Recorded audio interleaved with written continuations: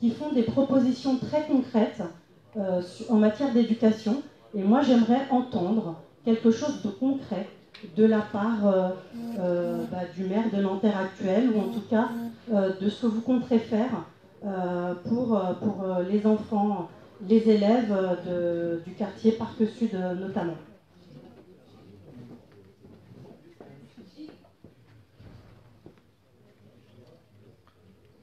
Bonsoir. Non, je ne me lève pas. D'accord. Alors, je me présente, je m'appelle Inès, j'ai 23 ans, j'habite au quartier Parc Sud. Moi, j'ai écouté les 3 premières personnes qui ont parlé. Aujourd'hui, je vous explique un truc, il faut qu'on travaille en équipe. Donc, j'ai entendu les remarques de la maman, de monsieur, de l'inspecteur. Moi, par exemple, j'ai été scolarisée donc, à Robespierre. D'ailleurs, bonjour Eric, bonjour. J'ai suivi toute ma scolarité à Nanterre jusqu'à ma terminale à Joliot-Curie. Et c'est un travail d'équipe en fait. Il faut que les parents travaillent en adéquation et en cohérence avec tout le corps enseignant. Parce que ça ne peut pas se faire tout seul. Il faut prendre du recul. Il y a les enfants qui vont se dire voilà, aujourd'hui nos professeurs ne font pas le maximum, c'est faux. Moi j'étais dans des classes qui étaient très agitées et je faisais parfois partie des élèves qui agitaient la classe. Pourtant, ça ne nous a pas empêché, à ma promo 2014, d'avoir un des meilleurs taux de réussite au bac. Joliot-Curie, donc 92%. Aujourd'hui, on a la chance à Joliot-Curie d'avoir une proviseure qui s'appelle Barbara Martin, qui est une excellente proviseure. Donc il faut vraiment que les parents vous fassiez cet effort aussi de comprendre qu'il y a un travail qui doit se faire des deux côtés. On est une équipe. Moi, j'ai des frères et sœurs. Je veux qu'ils réussissent autant que vous voulez que vos enfants réussissent. Très bien que la scolarité se fasse entièrement à Nanterre, mais les enfants, ils ont des rêves d'ailleurs aussi. Moi, j'avais des rêves d'étudier à Paris, de faire de très grandes écoles. Des très grandes écoles, aujourd'hui, elles ne se situent pas à Nanterre. Pas encore, peut-être dans un avenir prochain. Mais ça commence dès la primaire, ça continuera au lycée. Il ne faut pas blâmer le corps enseignant et l'éducation nationale. Il faut vraiment travailler ensemble, trouver des solutions ensemble pour améliorer par la suite l'éducation des enfants. Voilà ce que je voulais dire.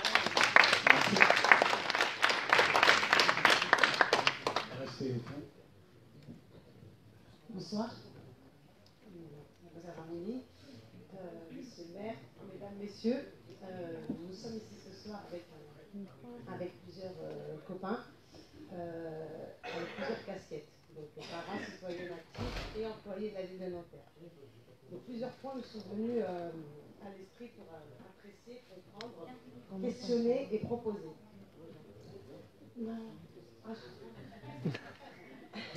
Tout d'abord, monsieur le maire, nous mesurons la chance d'avoir à vivre dans une ville qui a reçu apparemment un label de l'enfance et qui devient de plus en plus attractive avec une dynamique en direction de l'enfance et de l'éducation plutôt visible. Vous avez visé les objectifs dans votre projet éducatif local qui me semble être en cohérence avec ce que recherchent la plupart des familles à Nanterre. Cependant, nous avons plusieurs interrogations et suggestions à faire concernant les sujets qui nous intéressent. Notamment, tout d'abord, le résultat des objectifs de 2003 ont-ils été atteints? Quels axes d'amélioration avez-vous déjà projeté de mettre en place? Concernant le personnel dans l'école, plus précisément, nous interrogeons sur la place et le rôle du personnel de la ville qui intervient dans nos écoles. Comment sont-ils formés? Comment sont-ils évalués? Quels sont les objectifs visés auprès de ce personnel pour garantir la sécurité physique, morale de nos enfants et optimiser leurs fonctions? Je pense notamment aux animateurs, vacataires, référents cantine, ASEM, même si elles ont aussi un diplôme pour faire ce métier. Une seconde place, un second point, donc c'est la place des parents d'élèves. On parle beaucoup de coéducation. Quelle place donnez-vous aux parents dans les écoles? Comment les mobilisez-vous quand ils n'ont pas forcément la culture de l'engagement politique? Les associations de parents d'élèves sont-elles valorisées? Quels moyens sont mis à leur disposition dans les écoles? Est-ce qu'elles ont des espaces pour pouvoir faire la rencontre avec d'autres parents? Un troisième point, l'éducation ambitieuse dès la petite enfance. Nous sommes dans une ville où beaucoup de structures communales ont vu le jour. Nous avons 22 structures apparemment aujourd'hui. pour l'accueil des 0-4 ans avec des professionnels dont les compétences ont été reconnues, surtout pour les métiers d'éducateurs de jeunes enfants. Mais tous les enfants n'ont pas forcément accès à ces structures d'éveil pour différentes raisons. Peut-on espérer voir naître des espaces de médiation pour ces familles et jusqu'au primaire pour permettre à des professionnels de la petite enfance, des partenaires sociaux d'intervenir et accueillir ces familles dans un cadre adapté, accueillant et bienveillant. Ainsi, créer un lien transversal de l'école maternelle, parler de la tranche d'âge 0-6 ans et qui serait relayée ensuite jusqu'au collège et au lycée, permettant des interactions entre les pratiques, donc des éducateurs, des auxiliaires, des animateurs et ainsi de suite. Du coup, là, je vais vous parler à vous, l'employeur. Comment valorisez-vous ces métiers qui deviennent difficiles à avoir et une fois que nous les détenons dans nos structures, une fois qu'ils sont opérationnels, comment vous faites pour les garder et ainsi qu'ils puissent former les autres générations qui arrivent, qui puissent ensuite être des référents sur le long terme, sur les pratiques et leurs méthodes. Nous sommes conscients que les ressources financières ne sont plus les mêmes qu'autrefois, mais ne baissons pas la qualité de nos services à cause de l'argent. Allons chercher les ressources déjà existantes, des choses gratuites. Faisons monter en compétences le personnel, créons des interactions entre tous ces acteurs. Nous attendons nos élus, donc ici présents, de l'ambition pour nos jeunes, des lignes conductrices innovantes et réalistes à la fois. Nous souhaitons que Nanterre devienne une ville où tous les acteurs travaillent ensemble pour former un nous, un groupe d'humains qui vont dans la même direction, celle de faire de nos enfants des êtres épanouis, responsables, des acteurs constructeurs de leur avenir, et ce dès la petite enfance. Nous voulons, Monsieur le maire, que ce mandat soit celui de l'excellence.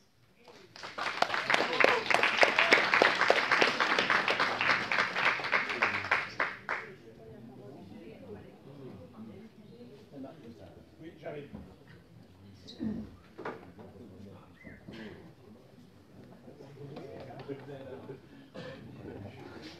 Bonsoir. Idriss et Youssef, avant de vous dire ce que je fais, je voudrais peut-être vous dire quelques mots sur l'expérience qui a été la mienne à la mairie de Nanterre en tant que directeur de la tranquillité publique, il y a maintenant plus d'une dizaine d'années, où j'avais effectivement en charge la médiation au sein de la mairie de Nanterre. Et je dois vous avouer que ce soir, c'est toujours la même émotion, avec une ville qui est pleine d'énergie, de détermination, et dans le même temps, avec, c'est vrai, toujours les mêmes difficultés, même si elles ont pu être atténuées, ce que je peux constater avec l'effet des politiques locales.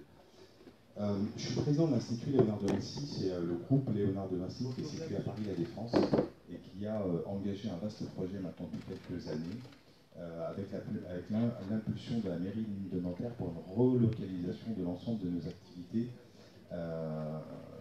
sur le site dénommé l'ancienne école d'architecture.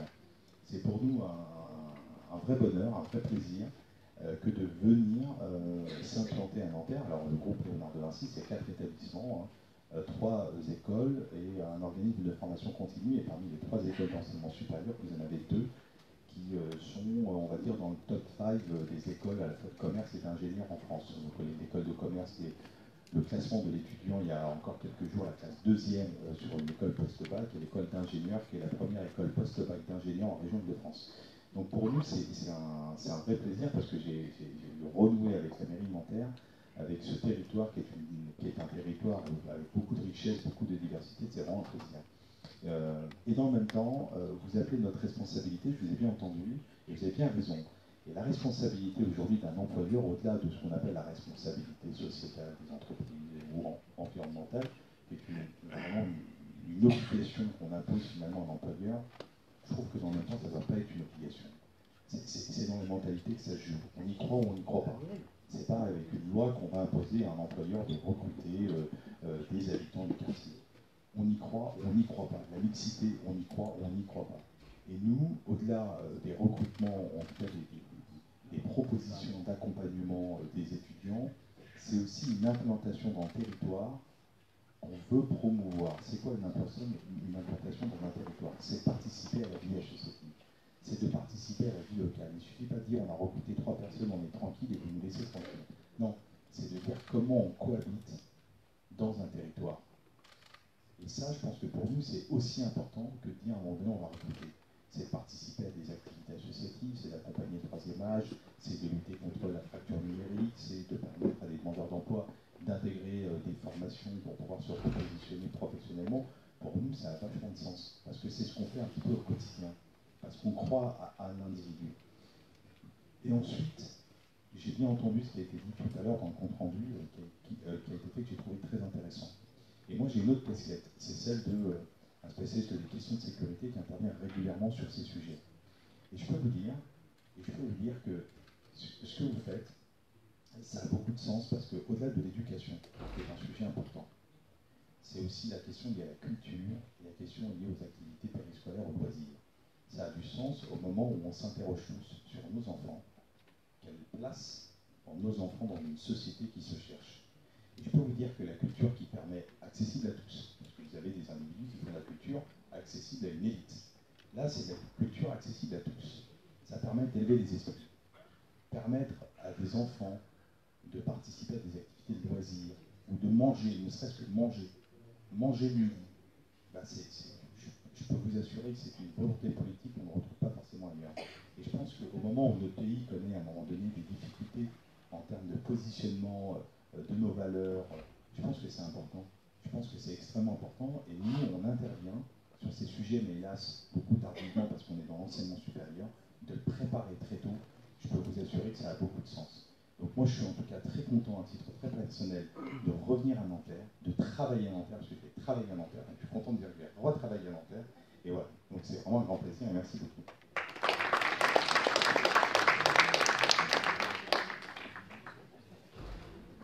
Bonsoir, je me présente, Madame Laco Clémence, je fais partie du quartier République. J'ai 2 enfants qui ont fait toute leur classe à Nanterre et ils ont très très bien réussi. C'est pour vous dire que j'entends souvent dire que le niveau est faible à Nanterre. Il faut dire qu'il y a peut-être aussi la volonté de l'enfant d'étudier et la volonté aussi de l'encadrement. Parce qu'on a beau tout mettre sur le dos des professeurs, je pense que nous les parents, enfin moi à l'époque que les enfants étaient à l'école, la présence des parents dans les amicales de parents d'élèves, c'est important. Surtout c'est très difficile pour les instituts à l'heure actuelle. Plus un enfant, moi mes enfants je les ai suivis jusqu'à Joliot-Curie, je les ai lâchés à la fac parce que je ne pouvais pas. Et ils me disaient quand est-ce que tu nous lâches? Parce que plus un enfant voit que les parents sont présents, plus l'enfant va s'appliquer, plus l'enfant, il y a le respect aussi. Parce qu'il ne s'agit pas de lâcher un enfant à l'école et de dire l'éducation va faire tout. Non, nous avons reçu nos valeurs d'éducation, nous devons le transmettre à l'enfant parce que l'institutrice ne fera pas tout. En tout cas, sur le quartier République, il y a eu un gros événement. Nous avons la fac à côté qui nous apporte un potentiel très riche. Et je dis qu'au prochain mandature, il faudra que la municipalité s'appuie sur la fac de Nanterre. Parce qu'au quartier Anatole France, il y a M. Zakaria qui est là pour l'approuver. Nous avons eu un groupe d'étudiants qui étaient en master, qui venaient assister les enfants à l'école et faire les devoirs. Normalement, c'est un projet qui devait voir le jour à nouveau.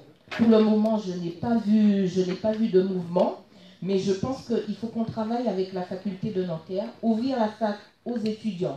Moi, en tant que président de l'association de locataires, cette année, j'ai aidé 6 étudiants de la fac. Il y avait un étudiant qui faisait ses études en urbanisme, il y en a 3 qui faisaient en associatif, et il y en a des étudiants qui faisaient sur le jardin en photographie. J'ai toujours trouvé du temps pour recevoir ces étudiants, pour les parler, pour les vendre mon quartier, pour les raconter ce qui se passe dans mon quartier, la vie de mon quartier, les galères et les joies, ça fait partie du quartier. Et ces étudiants, je peux vous dire qu'ils étaient vraiment à l'écoute et ils m'ont dit que, madame, si tout le monde était comme vous, je pense qu'on aurait avancé dans nos études. En échange, ces étudiants, moi je vais les revoir, on va faire une petite réunion dans les ateliers que nous étudions le mercredi. Pourquoi pas les proposer de venir faire l'aide aussi aux devoirs aux enfants de la cité? Je pense que c'est un fil et c'est le bouche à oreille. Maintenant, il y a une forme de timidité où je ne m'occupe pas de mon voisin, ça ne me regarde pas, mon enfant a des difficultés, je m'en fais chez moi. Je pense qu'on dit que le monde se modernise, mais il faut que nous gardons certaines valeurs et dont nous, dans nos cités, un enfant a du mal à faire ses devoirs. Moi, mon fils, il est bien calé, il a du temps. Pourquoi ne pas l'aider? Et je pense que c'est comme ça que les enfants à venir vont réussir.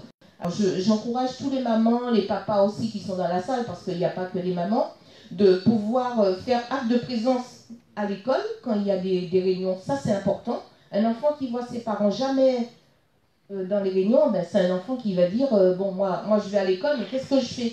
Il faut que nous les parents, nous assistons nos enfants, nous soyons derrière et n'ayez pas crainte de demander l'aide. Si vous avez des difficultés à comprendre quelque chose, je pense qu'il faut garder ce système de voisinage qui peut aider. Et je reviens sur ma proposition en espérant que le mandat à venir, que nous allons ouvrir les quartiers à la fac. C'est une bonne opportunité en échange d'aider nos élèves, surtout sur Anatole France. Voilà, je vous remercie. Bonsoir, effectivement, vous êtes l'exemple concret de la recherche d'un travail partenarial, et notamment en utilisant les ressources. Donc moi, je suis Zakaria Benamar, je suis maire adjoint en charge de l'enseignement et de l'enfance. Et effectivement, beaucoup de questions tournent autour de la réussite des enfants, et ce qui est tout à fait normal. L'équipe municipale, elle a eu à cœur, depuis le début de ce mandat, d'atteindre cet objectif, ou en tout cas de tenter d'atteindre cet objectif, autour de 3 axes. 1, il n'y a pas de réussite sans éducation nationale, sans école et sans éducation nationale forte. Ça a été dit, s'il n'y a pas d'enseignants, s'ils ne sont pas remplacés, s'ils ne sont pas à la hauteur, on ne peut pas réussir. S'il y a un niveau d'absence, vous vous rappelez, il y a beaucoup de parents qui, avec la municipalité, se sont mobilisés contre le taux d'absentéisme très fort, le nombre de contractuels à Nanterre, contrairement à d'autres villes, beaucoup de contractuels. Ça ne va pas. On était dans une phase où, avec l'éducation nationale, nous étions en partenariat et nous n'osions pas, effectivement, dire un certain nombre de choses, parce qu'en partenaire, voilà, aujourd'hui, la ville de Nanterre, elle considère qu'elle doit dire des choses à l'éducation nationale. Pas aux acteurs locaux, pas aux directeurs qui sont là, pas aux inspectrices de circonscription, mais à l'institution. Il ne peut pas avoir, par exemple, sur un collège comme Arlis-Gallois, 3-4 principaux en 5-6 ans. C'est pas possible. On ne peut pas mener un projet, on ne peut pas fidéliser des profs. Ça, c'est pas possible. Le classement REP+, ne suffit pas. C'est pas parce qu'on est classement REP+, que tout d'un coup, c'est une baguette magique et ça va régler l'ensemble des problèmes. Il faut de la continuité pédagogique et il faut donc des principaux qui restent et qui mènent le projet sur le long terme. Deuxièmement, l'environnement de l'enfant. On ne peut pas réussir sans un environnement favorable. Ça veut dire renouvellement urbain. C'est un préalable, c'est-à-dire on essaye, la question de la mixité, ça ne se décrète pas, ça se construit. Ce n'est pas suffisant. Une fois que des nouvelles populations arrivent, il faut que les écoles soient attractives. Éducation nationale. Il faut que l'éducation nationale nous aide à être attractifs, puisque c'est l'éducation nationale qui offre un projet pédagogique. C'est ce qu'on fait entre Maxime Gorky et Paul Éluard. On essaye de développer ça pour l'avenir, avec les nouvelles populations qui arrivent, de dire il faut que cet établissement soit attractif avec un projet bilingue européen. Et enfin, troisièmement, il n'y a pas de réussite sans les parents. Donc tout le travail qui a été fait autour de la parentalité, qu'il faut certainement continuer et amplifier. On est très satisfait que Gallois va ouvrir la maison des parents et que ça se développe. Il y a eu une question qui a été posée sur les recrutements, les écoles, etc. Ce qu'on a essayé de faire avec l'équipe municipale, c'est de faire en sorte que la réussite des enfants, c'est une équipe. Et c'est une équipe coordonnée souvent par les directeurs en éducation nationale, puisqu'il faut une continuité du temps de l'enfant. Il y a des temps de responsabilité. Matin, midi, il y a d'autres personnels qui arrivent. Le soir, c'est l'enfance. Il faut coordonner tout ça. Et de créer une équipe pour réussir, et une équipe formée. Alors, ça, on peut dire, on met des dispositifs en place. J'entends qu'effectivement, ce n'est pas encore suffisamment satisfaisant, parce qu'il y a des problèmes de recrutement, c'est une réalité. Mais il faut absolument atteindre cet objectif. D'ailleurs, on a augmenté le niveau de recrutement, notamment des animateurs et des personnels qui travaillent dans les écoles. D'ailleurs, les personnels, il faut savoir que maintenant, contrairement à il y a quelques années, c'est un CAP petite enfance, elles sont formées, il y a certainement peut-être à réfléchir pour le personnel ATSEM, si aujourd'hui elles sont rattachées à la question du ménage, peut-être il faut réfléchir à ce qu'elles soient, ces personnels, c'est des propos comme ça, je ne sais pas, mais qui soient plutôt rattachés à la question éducative. Il y a des choses à réfléchir autour de... Je pourrais parler très longuement, mais je pense qu'il faut être court. Merci.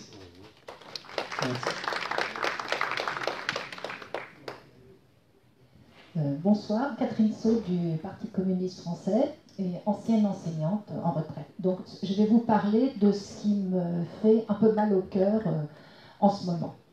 Je vais parler, et puis à la fin, je vous ferai une proposition. Je vais parler des élèves.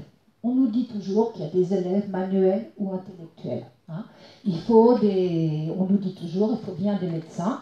Tout le monde ne peut pas être médecin. Et puis il faut bien des plombiers. Sous-entendu, ce ne sera pas les mêmes. Moi, je dis, les élèves ne sont pas responsables de leurs compétences ou de leur incompétence. Les différences entre élèves ne sont pas dues à des caractéristiques individuelles, mais elles relèvent de différences sociales qui sont transformées en inégalités par l'école. De plus, l'enseignement est de plus en plus individualisé, mais l'individualisation renforce les différences. Je voulais faire un petit aparté sur la première intervention. Je m'inscris complètement en faux. Ce ne sont pas les meilleurs enseignants qui partent de Nanterre, ce sont les enseignants les plus âgés. Parce que la note, elle va avec l'âge. Et ce n'est pas seulement qu'à Nanterre. Je peux vous dire que les Hauts-de-Seine, c'est le tonneau des Danaïdes, parce que les jeunes enseignants arrivent de partout de France, et ils se rendent compte du prix du logement, et ils voient que c'est très compliqué. Il y a bien les logements préfecture, mais il n'y en a pas beaucoup, et ils n'ont qu'une idée, c'est aussi repartir pour être logés à de meilleures conditions. Donc il y a une solution, monsieur le maire l'a déjà dit, pas spécialement pour les enseignants, mais pour la mixité à l'école, c'est faire des logements sociaux pour tout le monde et aussi pour les enseignants pour qu'ils puissent rester à l'école. Alors, je vais continuer sur le système. Pour moi, c'est le système qui génère les inégalités. Ce n'est pas les parents qui ne seraient pas des bons parents, ce n'est pas les enseignants qui se suicident à un par semaine ou qui démissionnent à tire-larigot, et ce n'est pas l'élève qui serait paresseux ou qui n'a pas envie de travailler. Voilà, la responsabilité de l'échec scolaire, pour moi, c'est le système. Il faut donner à l'école les moyens de faire son travail en portant le budget à 7% du PIB. Tu l'as dit tout à l'heure, réduire le nombre d'élèves, embaucher plus d'enseignants avec de la formation, stabiliser les équipes éducatives, oui, grâce aux logements sociaux, la scolarisation à 2 ans, la culture commune de haut niveau. L'école doit être le lieu de la culture. Et j'ai été très contente de voir tout ce que vous faisiez pendant le temps scolaire et en dehors, dans les centres de loisirs et au niveau culturel. Bon, je pense qu'il y a de la musique, il y a aussi, la musique c'est la culture, pardon, il y a aussi du sport. Et c'est comme ça qu'on va aussi aider les enfants. Moi, je rêve d'une école de l'égalité des droits contre les exclusions et l'émancipation. Hein. À l'école, c'est pas fait pour trouver du boulot. Ça, c'est un autre domaine de l'enfant. Et moi, je rêve d'enfants émancipés. Et les enfants émancipés, c'est des enfants qui réfléchissent par eux-mêmes. Et ça, c'est dangereux, les gens qui réfléchissent par eux-mêmes. Donc, ça doit être aussi le lieu de la mixité sociale grâce à la carte scolaire. L'enseignement doit se faire à partir de la coopération, de l'entraide, de la solidarité à travers un processus collectif d'apprentissage. Et moi, je dis que l'enseignement doit être un collectif, mais les luttes aussi pour avoir de meilleures conditions de travail et pour avoir un meilleur enseignement pour nos élèves doivent être collectives aussi. Donc moi, j'encourage tout le monde, les parents, peut-être les grands étudiants, les élèves de collège et de lycée, toutes les personnes qui ont un métier autour de l'école, les personnels de centres de loisirs, les AVS, les ATSEM, à lutter collectivement pour demander des créations de classes, pour demander moins d'élèves. Et j'aimerais qu'on crée un espèce de collectif au niveau de la ville, avec peut-être le maire ou l'adjoint au maire à l'enseignement qui serait président, pour répertorier tous les problèmes et faire des propositions de lutte, mais que ce soit tout le monde ensemble. Parce que de la maternelle au lycée, c'est quand même beaucoup les mêmes problèmes qui reviennent. Merci.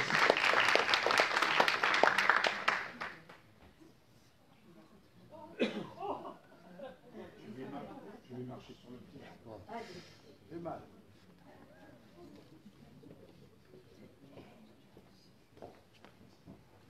Bonsoir, je suis Nordine Sadi, je suis responsable de la communication à l'Institut Lumbadis à Nanterre.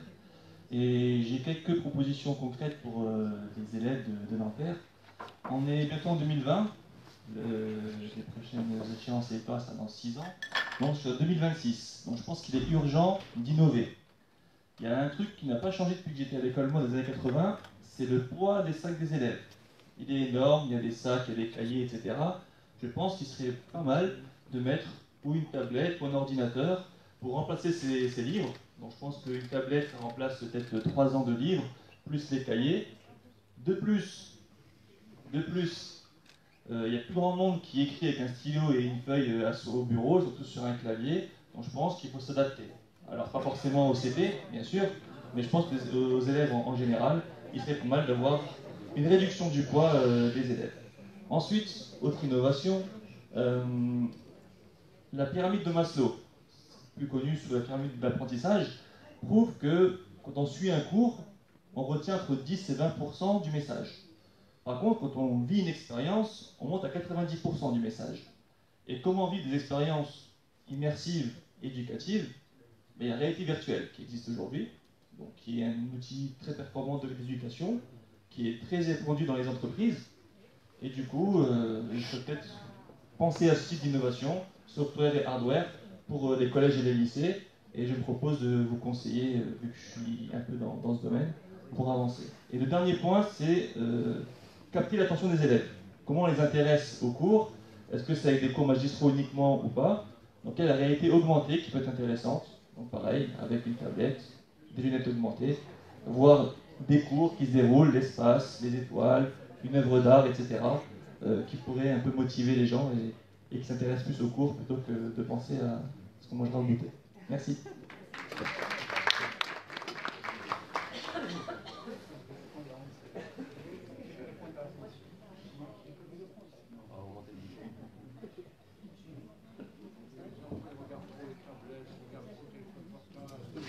Bonsoir à vous tous et tous.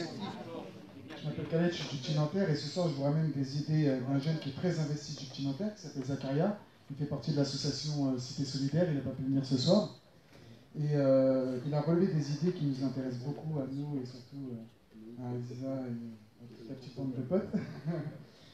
Et il avait proposé quoi? En fait, en ce qui concerne la découverte des métiers pour les élèves de 4e et de 3e, en fait, d'organiser des sorties scolaires pour visiter les entreprises ou de les intégrer complètement dans les programmes des écoles. Donc ça, c'est l'une des idées. Et on voulait savoir, en fait, il y a deux questions. C'est comment valoriser les jeunes du quartier qui s'investissent dans des actions solidaires et qui ont un rôle éducatif. Et concernant le harcèlement et les problèmes de discipline, on voulait savoir si c'était possible que les gilets rouges qu'on trouve à Nanterre puissent apporter un soutien aux professeurs dans les collèges et les écoles. Voilà.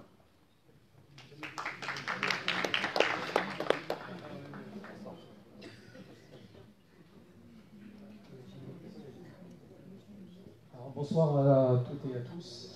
Donc moi je suis un résident du quartier du Parc Sud. Alors je souhaitais rebondir sur l'intervention de M. Benamar qui expliquait en fait que voilà, au niveau des Varis gallois, il y avait des choses à faire et à refaire. En partant juste sur la délégation et la compétence de la ville, parce que là effectivement c'est le département qui est compétent en matière de collège. En l'occurrence là sur la municipalité, on redescend d'un cran et on repart effectivement sur tout ce qui est lié à l'école primaire.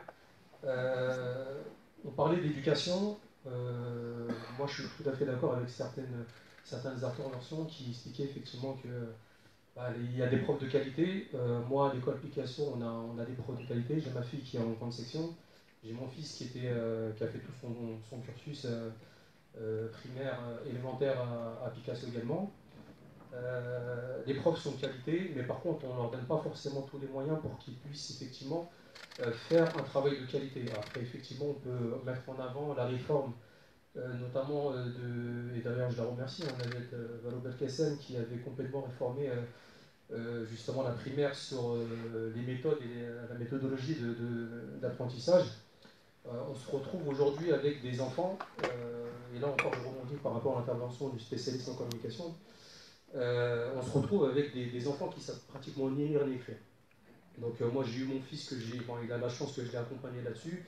On apprend aujourd'hui à un enfant de CM1, CM2 à pratiquement apprendre une dictée de 5-6 lignes, et de la répercuter et de la pratiquement l'apprendre par cœur et se retrouver avec des bonnes notes, etc. Donc je trouve que l'apprentissage n'est pas du tout adapté.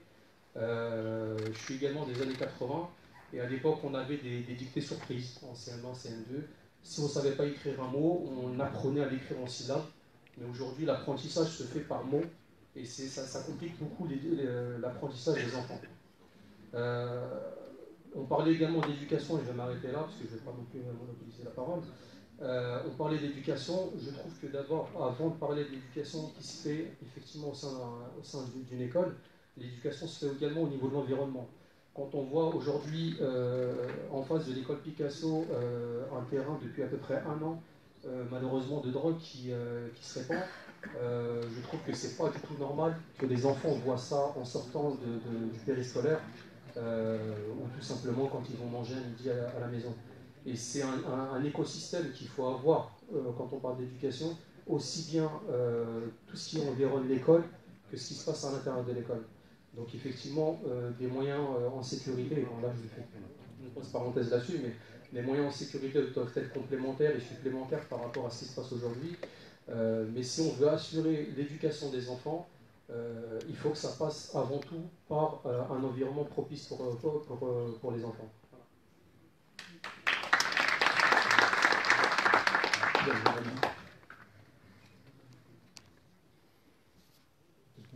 J'ai mis un cheveu tout à l'heure.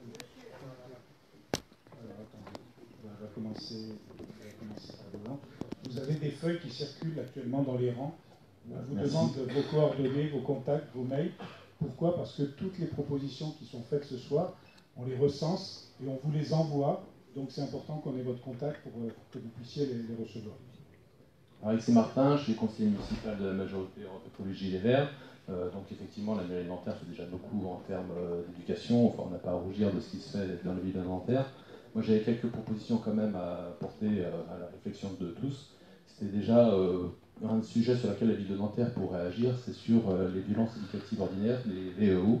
Voilà, et on pourrait faire de la sensibilisation auprès de tous les parents parce que c'est important, c'est la société de demain pour qu'elle soit moins violente, que sensibiliser à ce que l'éducation soit moins violente. Et de plus en plus d'études scientifiques de neurochirurgiens et de spécialistes du développement du cerveau qui montrent que les violences éducatives ont un impact très important sur le développement cognitif des enfants. Donc voilà, c'est un sujet sur lequel la mairie de Nanterre pourra au moins sensibiliser. C'est sûr que c'est un peu en dehors de ses compétences, mais on peut faire de la sensibilisation sur ce sujet. Après, je voulais parler un peu plus généralement au niveau écologie. Il faut que les écoles soient irréprochables au niveau écologie, donc il y a un certain nombre de choses qui sont déjà faites, mais par exemple sur le tri des déchets, il faut vraiment que les écoles soient irréprochables, parce que c'est pareil, c'est là qu'on forme les citoyens de demain, c'est là qu'on apprend les gestes au quotidien, donc il faut vraiment que les écoles soient vraiment à la pointe là-dessus. Mais aussi, on en a parlé tout à l'heure, de désimperméabiliser les cours d'école, de mettre des îlots de fraîcheur, mais aussi prendre en compte la chaleur dans les classes et dans les bâtiments, puisque s'il fait très chaud dans la classe, c'est pareil, ça pose des problèmes dans l'apprentissage des enfants. Et voilà. Merci à vous.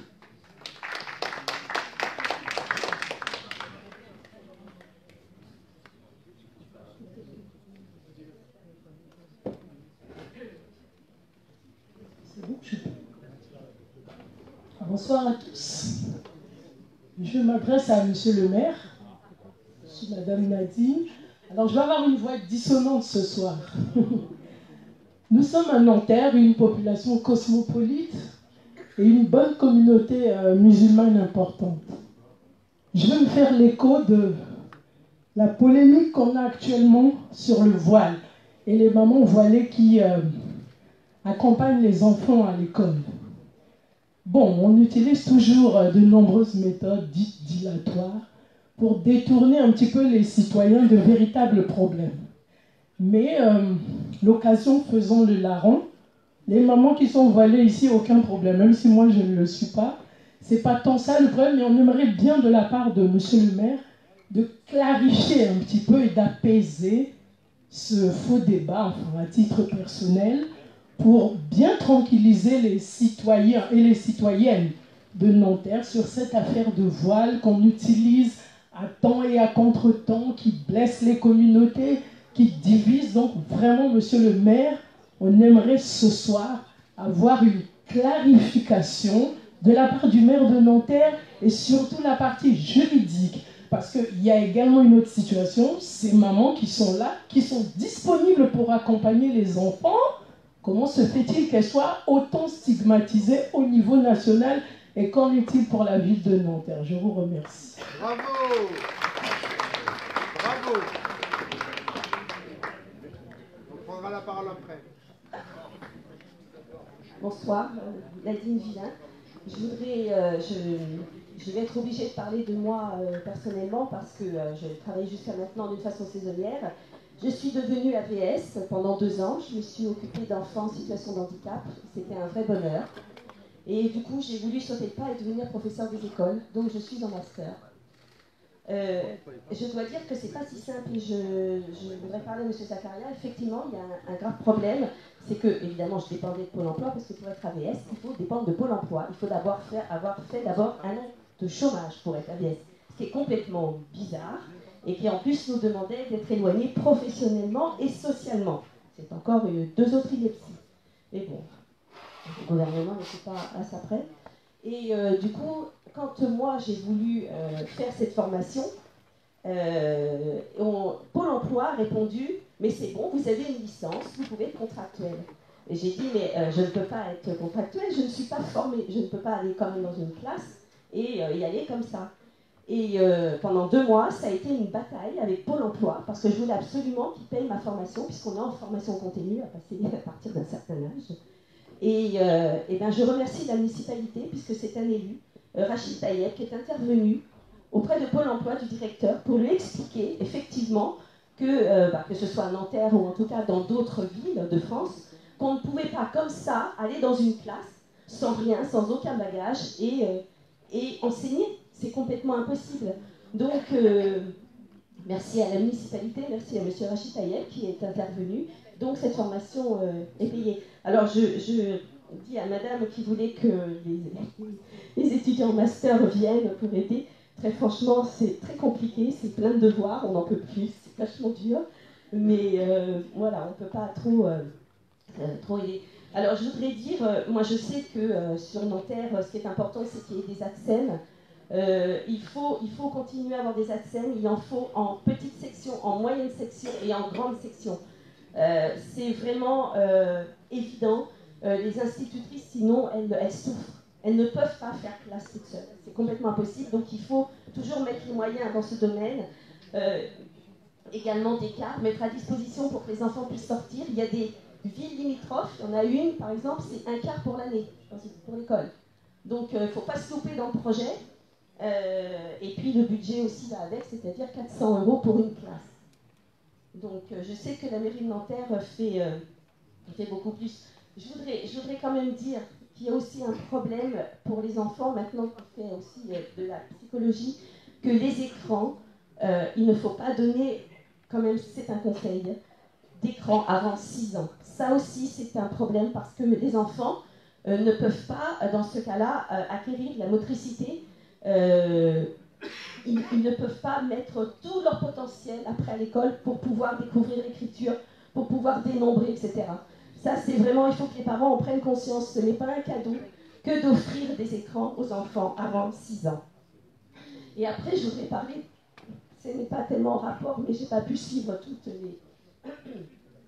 les réunions, mais ça a quand même un rapport. Je voudrais que la mairie, c'est une proposition qui ne coûte pas cher à la mairie, mais c'est pour les personnes, parce qu'il y a beaucoup de familles qui souffrent et qui sont, j'ai vécu ça parce que j'étais au chômage il n'y a pas longtemps, mais c'est que nous n'avons pas de mutuelle. Et alors qu'elle est obligatoire quand on est salarié, est-ce que ce serait possible que la mairie puisse négocier avec des organismes de mutuelle? Ça ne coûte rien à la mairie, mais ça permet de se porter garant, d'avoir un prix compétitif et de façon à ce que les personnes qui sont au chômage, donc par le biais du CCAS, de voir sur le dossier, mais que les personnes puissent en bénéficier, parce que sinon, les personnes n'en prennent pas. Donc c'est encore, ça ne coûte rien, mais ça aide énormément, énormément les familles, parce qu'on voit les enfants qui ne peuvent pas être soignés comme il faut, les parents pour changer les lunettes ou autre, ou pour les enfants, c'est en lien, et c'est très important. Voilà, merci.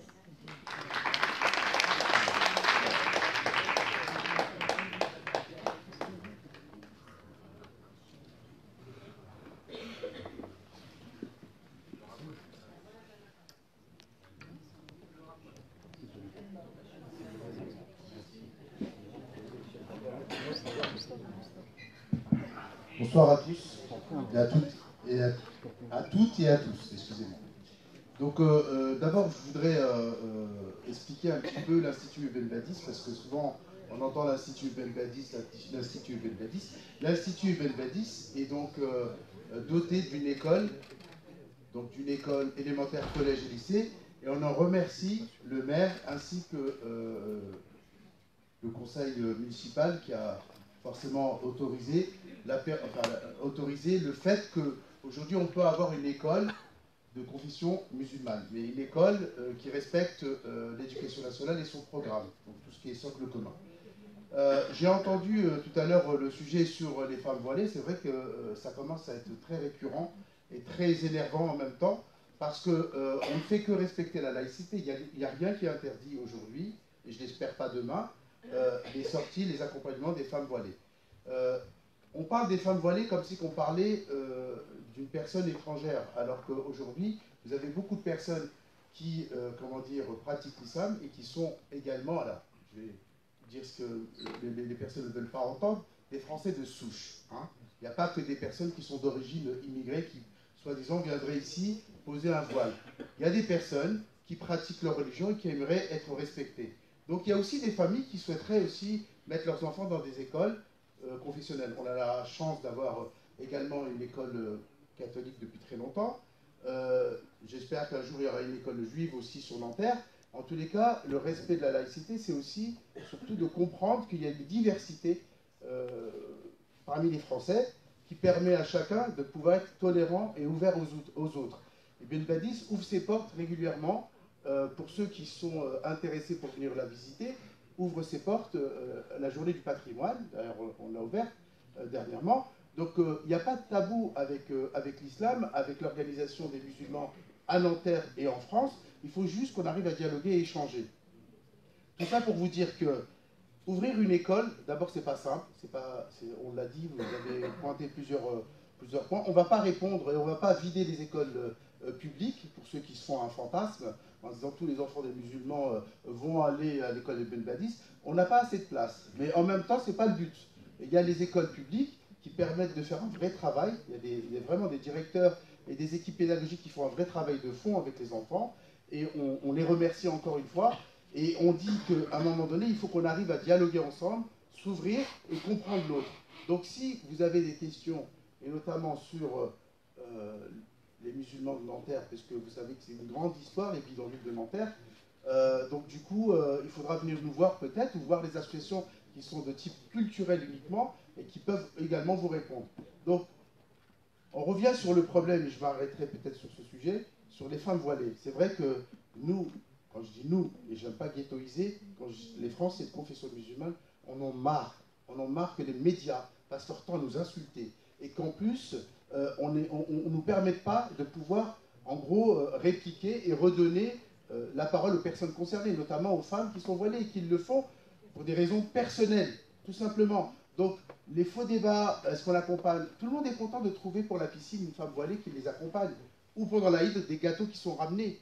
Donc, mais en même temps, il ne faut pas voir la femme comme simplement un outil, ça nous arrange.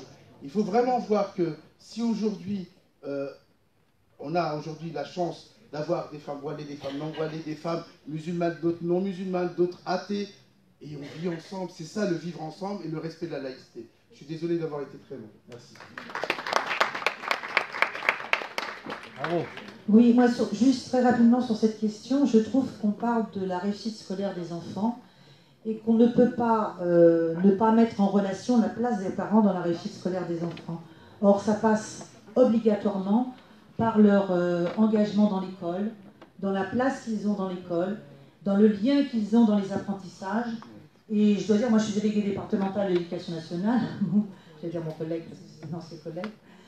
Donc Eric est directeur sur Picasso. Il a abordé cette question au conseil d'école. Il a très sécurisé les parents qui étaient vraiment très angoissés. Et il a resitué justement comment se posait ce problème de la laïcité à l'école. Il est très clair le texte.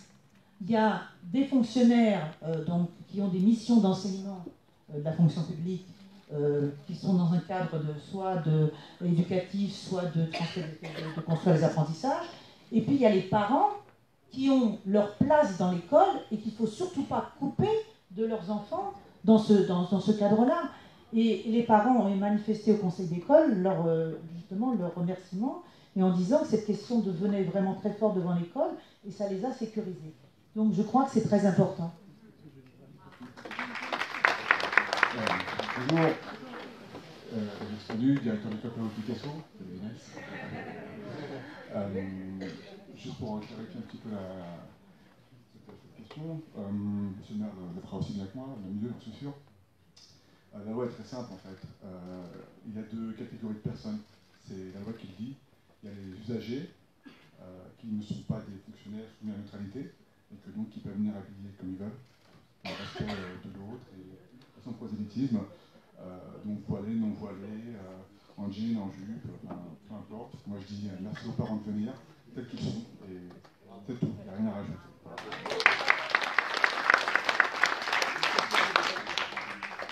Le général confirme, c'est génial.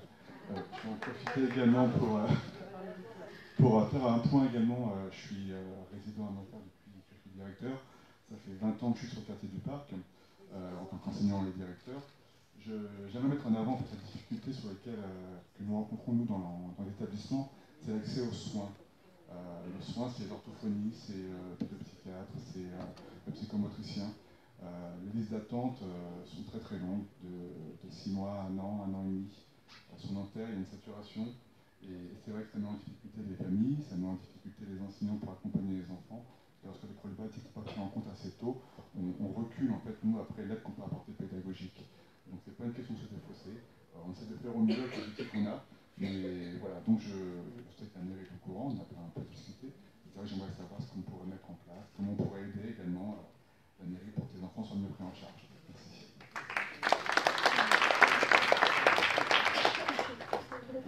Encore deux questions. Bonjour, je m'appelle Emmanuel, je suis enseignant.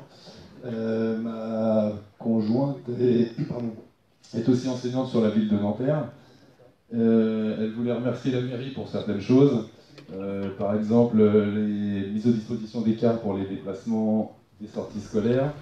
Le trophée des jeunes lecteurs qui permet d'équiper les classes en livres, notamment. Maintenant, sur les solutions à proposer pour améliorer, je sais que la mairie n'a pas la main sur grand-chose. Ça dépend beaucoup en fait de l'inspection académique, voire du ministère. Elle peut surtout intervenir sur tout le périscolaire. Donc tout ce qui est... pardon. Tout ce qui est... je parle fort. Ouais, on entend bien. Ouais. Voilà. Donc le périscolaire, donc c'est après l'école, les études. Je sais que les études sont ouvertes à partir de 25 élèves. Les enseignantes ont déjà 25 élèves toute la journée. Je pense que pour aider les élèves de manière individuelle, diminuer les effectifs dans les études serait une bonne solution pour les élèves. Il y a 15 élèves. On ouvre des études à partir de 15. D'accord, alors vous ouvrez des études à partir de 15. Il y a beaucoup d'écoles où dans certaines classes, les études, les enseignants ont 24 élèves. Je sais que pour des questions financières, les enseignants en prennent et que pour les élèves et pour les enseignants, c'est pas de tout repos ces moments-là. Je pense que diminuer les effectifs, en fait, permettrait et aux enseignants d'être plus reposés et aux élèves de travailler dans de meilleures conditions. Voilà. Évidemment, ça demande des budgets, il faut du personnel. Je dis pas que c'est facile. En étant dans l'enseignement, et ma femme également, je peux vous dire qu'en ce moment, il y a une réelle souffrance du personnel enseignant. Les différentes réformes ont parlé d'intégrer des handicapés, des non-francophones, etc. dans l'éducation nationale. Ils l'ont fait, mais en fait, intégrer les gens, c'est pas les mettre au milieu des autres. Hein. S'il n'y a pas de moyens derrière, en fait, on dérègle le système. Et c'est ce qui est en train de se passer petit à petit dans les écoles de Nanterre, mais pas que. Moi, je ne suis pas enseignant à Nanterre, mais ça se passe dans mon établissement scolaire aussi. Et je pense... C'est pour ça que l'idée de faire un audit avec une association, avec un responsable qui ferait un peu un relevé de comment ça se passe avec les vacataires, les problèmes qu'on peut rencontrer dans les différentes écoles, parce qu'elles ne sont pas tous les mêmes. J'ai l'impression, en ayant discuté avec beaucoup de monde, qu'on n'est pas très lucide sur l'état des enseignants, de l'école, et pour certains même peut-être de nos enfants. Et je pense que, parce que quelqu'un parlait de travail d'équipe, la réponse elle viendra des parents, des enseignants, en associant bien sûr l'inspection académique, le ministère, les citoyens, et surtout pas en attendant que ce soit, bon, là c'est vous, mais que ce soit monsieur le maire ou le prochain qui nous trouve une solution toute faite, parce que ça n'existera pas. Voilà. Merci.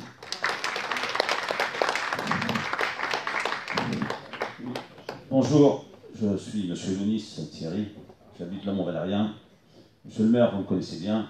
Je vais vous poser une question. La semaine dernière, vous avez eu l'honnêteté intellectuelle de nous avouer que vous n'avez pas réussi totalement la politique du logement. Et il y a une personne qui vous a interrogé justement, et vous avez eu cette honnêteté de dire que vous n'étiez pas satisfait pour la mixité, vous n'étiez pas satisfait pour le clientélisme. Vous avez envoyé un grand message, des personnes étaient là, ça a été filmé. Maintenant, bon, moi je n'ai pas participé au débat de l'écologie, malheureusement il était intéressant. J'aurais posé la même question sur l'écologie, au social pareil. Là on est sur l'éducation, donc je vais poser la question. Qu'est-ce que vous pensez, vous êtes satisfait de quoi pour la politique éducative?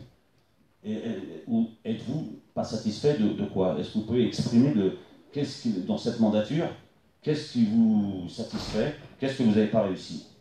Est-ce que vous êtes satisfait de vos adjoints? Est-ce que vous êtes satisfait de votre équipe municipale? Je ne sais pas.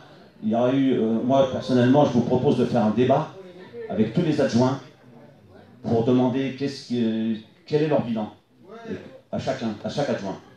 C'est ça qu'il aurait fallu faire un débat avec les adjoints écologiques, économie, sociale, voilà, enfin jeunesse. Enfin, il fallait les adjoints pour faire un débat, un grand débat général au Palais des Sports. Je vous propose un débat au Palais des Sports. Et si vous pouvez me répondre là à la question, de quoi vous êtes insatisfait pendant la mandature? Merci.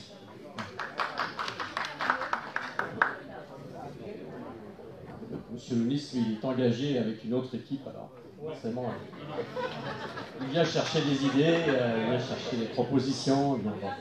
Non, d'abord, je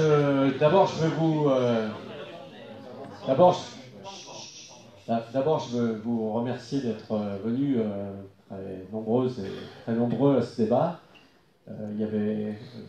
Maintenant, on a pris une salle un peu trop petite pour ce débat. En plus, cette salle, j'étais inquiet en arrivant parce qu'elle n'est quand même pas très connue à Nanterre. Donc, pour venir débattre ici, il faut être motivé. Donc, je vois en tout cas que c'est un sujet qui vous motive.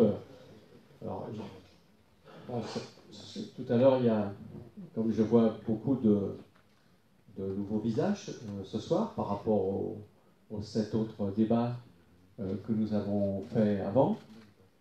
Évidemment, je veux redire que ces débats sont de vrais débats pour que les personnes qui le souhaitent formulent des propositions sur les sujets qui sont parmi les plus importants que nous ayons à traiter dans une ville. Ce n'est pas une clause de style.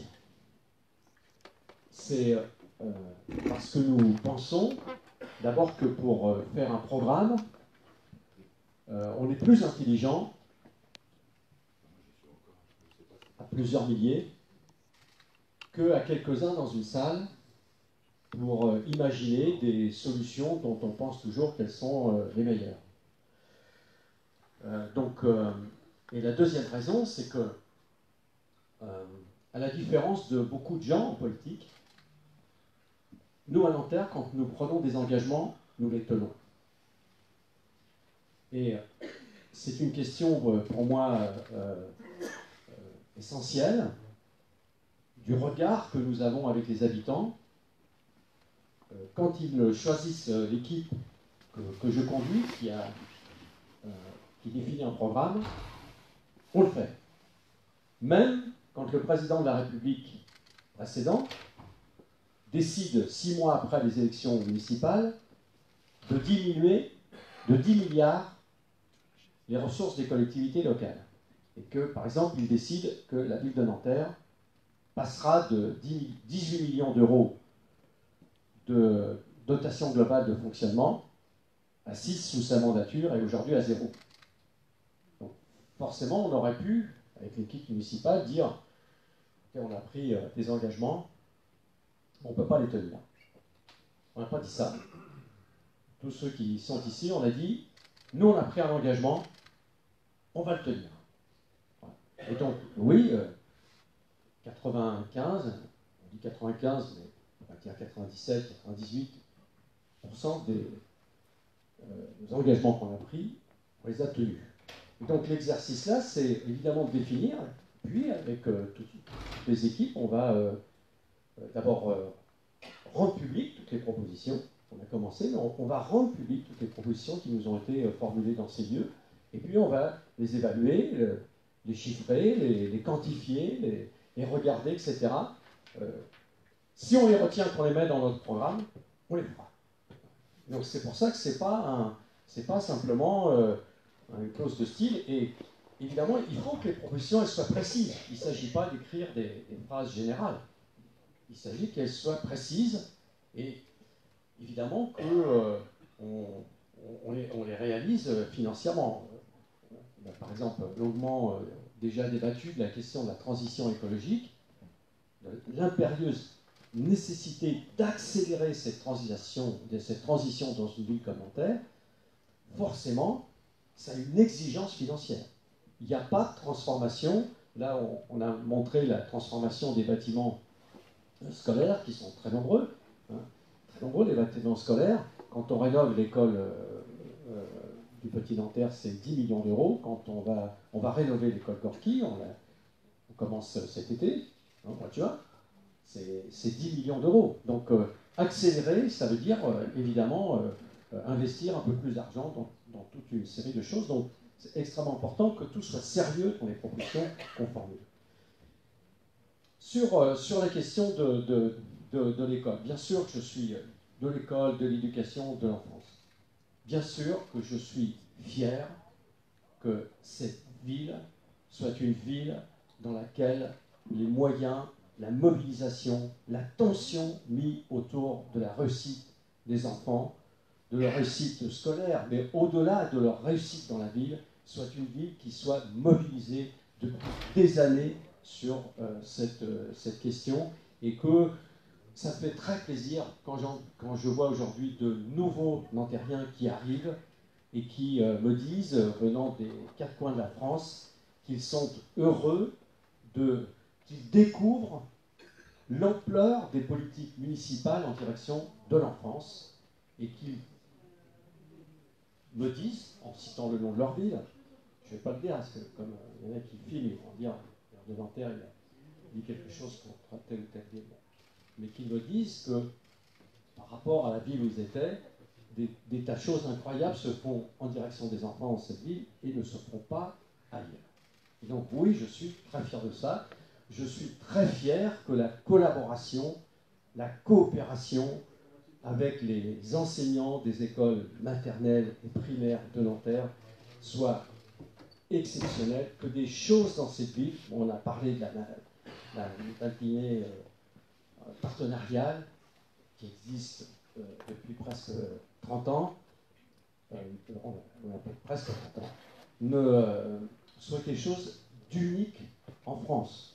Et qu'il arrive parfois chaque année, lorsque les inspecteurs changent, il faut nécessairement reprendre le fil des choses pour expliquer à ces nouveaux inspecteurs qui arrivent quel est le sens de ce travail. Maintenant, Dans le mandat parfois vous le voyez, puis vous le voyez à peine comme ça en passant. Mais par exemple, dans la décennie qui vient de s'écouler, oui, une question très forte, la ville a travaillé avec des moyens considérables et avec des résultats à l'arrivée, c'est toute la question de l'après-école. Entre 2004, où à peine 30% des enfants des écoles élémentaires restaient le soir après l'école ou faisaient des choses après l'école dans la ville, avec la ville, à 70%, évidemment, il y a une évolution considérable. Et on a voulu, et on a investi aussi beaucoup dans ce sens-là, que les équipes éducatives, entre guillemets, de l'après-école, celles des équipes culturelles, des équipes sportives, des équipes du jeu éducatif, ne soient pas dans des bâtiments éloignés de l'école, mais soient le plus possible dans des bâtiments dans l'école. De manière à ce que cette proximité entre les équipes de l'éducation nationale et les équipes de la ville, oui, on s'enrichisse. Il faut que le projet éducatif de l'école il soit poursuivi dans la ville par les autres et qu'on s'enrichisse ensemble. Alors, j'ai entendu tout à l'heure des propositions que je trouve intéressantes d'évaluer, d'enrichir peut-être la formation, d'améliorer le suivi, de manière à ce que cet investissement à la fois matériel et humain se concrétise au mieux. Et donc le mandat qui va venir, c'est sûr, va être un mandat où on va continuer d'inventer des choses dans ce sens. Et moi, tout à l'heure, notre ami me posait la question, est-ce qu'il y a quelque chose que vous pensez que n'a pas été bien réussi? D'abord, il y a des questions nouvelles qui se posent. La ville, elle se transforme, ça a été dit tout à l'heure, la mixité, elle s'installe dans les quartiers, la mixité sociale, la mixité homme-femme, la mixité des origines, elle s'installe dans les quartiers.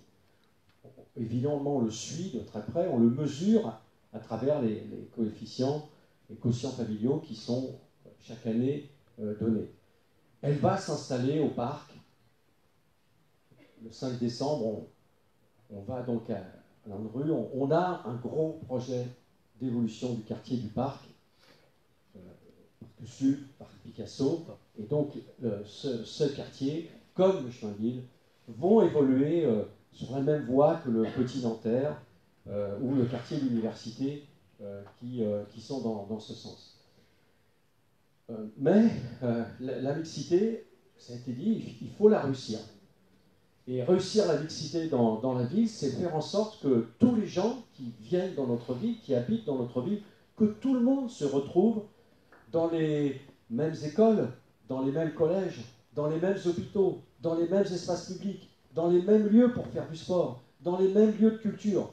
C'est ça notre projet de ville. Notre projet de ville, c'est cette ville-là, une ville de démixité, une ville du métissage, une ville où on est ensemble partout et où on apprécie d'être ensemble. Une mixité heureuse, parce qu'on y rencontre des choses qui sont tout à fait intéressantes. Et dans cette question-là, bien sûr que l'école, elle joue un rôle important. Pour nous, il ne peut pas être question de culpabiliser les uns ou les autres. Les parents ou les enseignants, ça ne peut pas avoir de sens pour nous. La question, c'est comment on crée les conditions pour que on relève ces défis de la mixité. Alors vous allez dire, c'est un peu gonflé parce que personne ne l'a fait. Personne ne l'a fait. Oui, personne ne l'a fait, parce qu'il n'y a pas de ville mixte. Dans la métropole de Paris, il n'y a pas de ville mixte. Il y a des villes de l'entre-soi qui renforcent leur entre-soi en faisant en sorte que certaines ne viennent pas ou même s'en aillent. Donc, et puis il y a les villes qui malheureusement hébergent majoritairement les populations pauvres et qui malheureusement doivent continuer de les accueillir.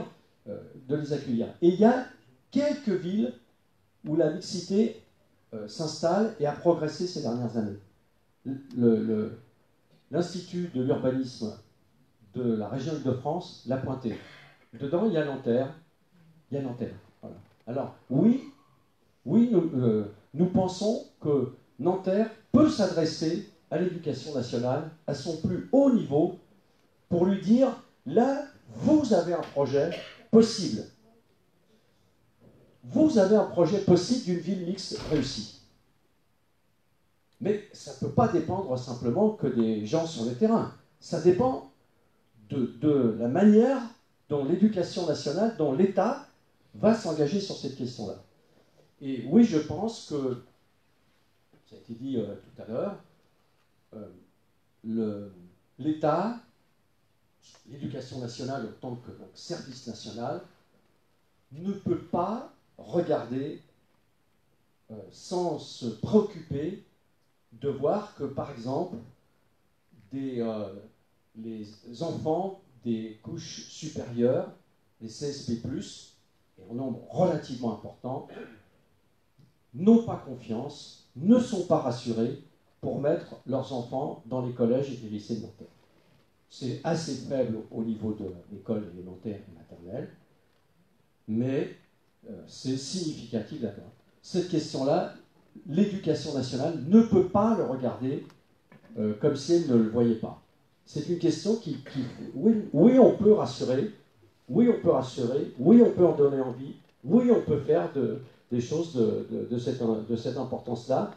Et on va mettre, en tout cas, ce que je propose, c'est qu'on mette beaucoup d'énergie dessus et que nos interpellations soient fortes, construites, préparées avec l'ensemble des partenaires, avec l'ensemble des amis qu'il y a dans cette ville, des compétences qu'il y a dans cette ville, et que, ça a été dit aussi, qu'on utilise aujourd'hui, non seulement il y a dans une ville comme Nanterre, il y a beaucoup de richesses de ses habitants, il y a aussi beaucoup de richesses liées à ces entreprises, à la diversité de ces entreprises. Je parle de richesse intellectuelle, de richesse sociale, je ne parle pas simplement de richesse financière, mais il va y avoir, d'une manière croissante, beaucoup de richesses liées à son université et à ses écoles d'ingénieurs qui s'installent, puisque aux environs 2024, il y aura 50 000 étudiants à Nanterre, et sans doute Nanterre sera là où l'une des premières villes universitaires en France quant au nombre d'étudiants par rapport au nombre d'habitants. Ça, c'est aussi une richesse qu'on doit être capable de mobiliser avec l'ensemble des acteurs de l'éducation. En tout cas, merci à vous.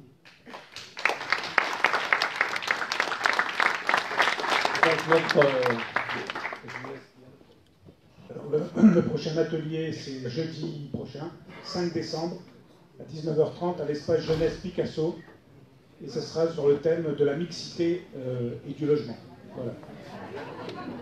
Merci de ranger les chaises avant de partir.